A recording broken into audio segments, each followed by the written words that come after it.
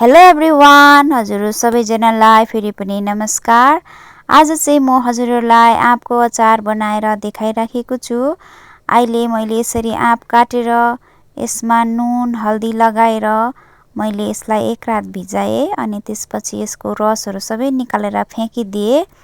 अनि मैले यसमा लगाउनको लागि 7 किसिमको मसलाहरू रेडी गरिसकेको छु।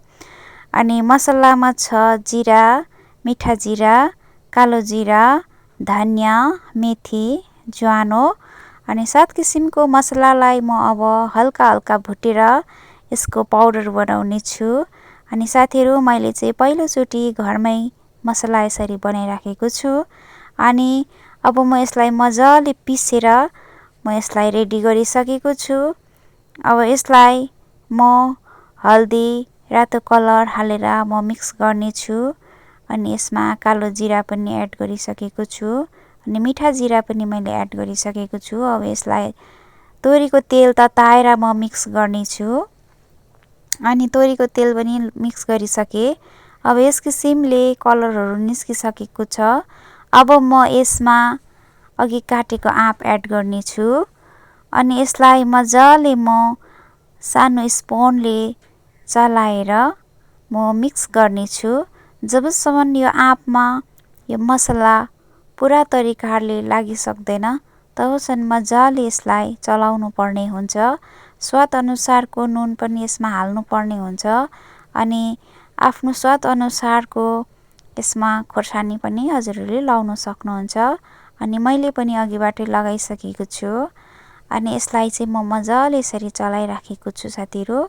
अनि हजुरहरूले पनि यतिखेर आँपको सिजन छ, तपाईहरूले पनि आफ्नो घरमा आँपको अचार बनाएर राखिसक्नु भयो होला। अनि म पनि यसरी आँपको अचार बनाइराखेको छु साथीहरू।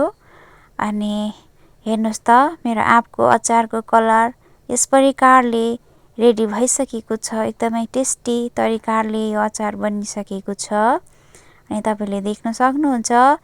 अनि यदि तपाईँहरूलाई मेरो आँपको अचारको भिडियो मन पर्यो भने तपाईँहरूले लाइक गरिदिनुहोस्, कमेन्ट्स गरिदिनुहोस् अनि सेयर पनि गरिदिनुहोस् भन्न चाहन्छु। अनि अब चाहिँ म यसलाई एउटा बोतलको बाइममा म मजाले लगाउने छु, किनकि बोतलको बाइममा लगाएको अचार चाहिँ धेरै समयसम्म राखेर खान सकिन्छ।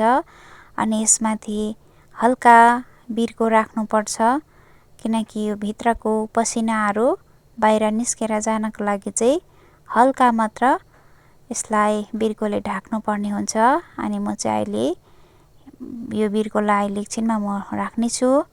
अनि यसरी मेरो अचार तयार भइसकेको छ साथीहरू। यदि हजुरहरूलाई मन पर्यो भने मेरो भिडियोलाई सेयर गरिदिनु होला भन्न चाहन्छु। हुन्छ त साथीहरू, आजको भिडियोलाई यहीँसम्म, फेरि पनि बाई बाई।